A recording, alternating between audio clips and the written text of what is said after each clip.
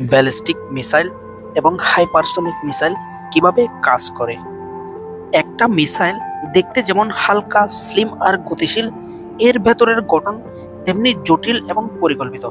বাইরের থেকে বোঝা না গেলেও এর ভেতরে থাকা এক একটি গুরুত্বপূর্ণ অংশ যা একসাথে কাজ করে মিসাইলকে লক্ষ্যে পৌঁছে দেয়। চলুন সহজ ভাষায় বুঝে নিই মিসাইল আসলে কিভাবে চলে এবং ভিতরে কি কি থাকে। প্রথমেই আসে নোজ কোন বা সামনের মাথা। এই অংশটা সাধারণত অনেক শক্ত ধাতু দিয়ে তৈরি করা হয় যাতে বাতাস কাটতে সহজ হয় এবং বেশি গতিতে এগোতে পারে। নোজ কোনের পেছনে থাকে সিকার বা গাইডেন্স সিস্টেম। এটি হলো মিসাইলের চোখ। শত্রুর টার্গেট কোথায় আছে সেটি খুঁজে বের করে এই সিস্টেম। কারো গায়ে ইনফ্রারেড তাপ থাকলে সেটা ধরতে পারে, কেউ রাডার দিয়ে সিগন্যাল পাঠালে সেটাও বুঝতে পারে। এরপরে থাকে নেভিগেশন সিস্টেম।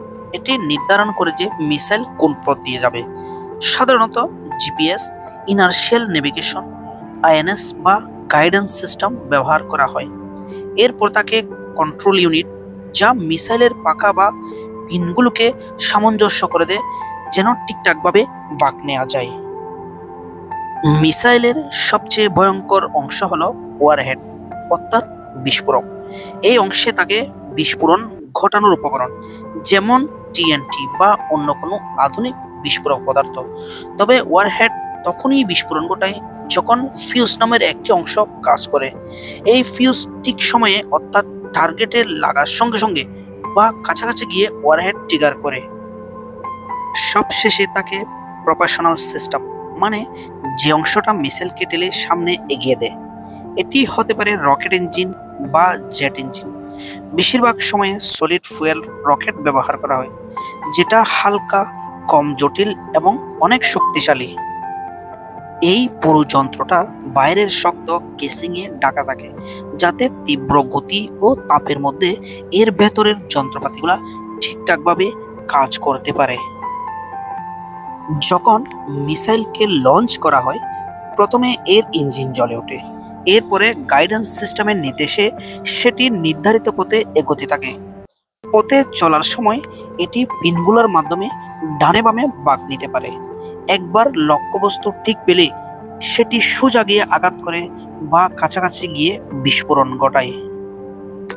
একটি মিসাইল কেবল এক টুকরো ধাতব বস্তু নয়, বরং এটি বহু প্রযুক্তির সমন্বয়ে তৈরি এক বুদ্ধিমান অস্ত্র যা নির্ভুলভাবে আঘাত হানার জন্য ক্ষমতা রাখে। তো বন্ধুরা, ভিডিওটি যদি ভালো লাগে একটা লাইক, কমেন্ট এবং সাবস্ক্রাইব করবেন, আর পাশে থাকা বেল আইকনটি বাজিয়ে যাবেন। ভবিষ্যতে দেখা হবে নতুন কোনো ভিডিও নিয়ে। আর হ্যাঁ, আপনারা কি সম্বন্ধে জানতে চান কমেন্ট করবেন। আমি চেষ্টা করব আপনাদের কমেন্টের মতো কোনো তথ্য নিয়ে হাজির হওয়ার জন্য। ধন্যবাদ, ভালো থাকবেন।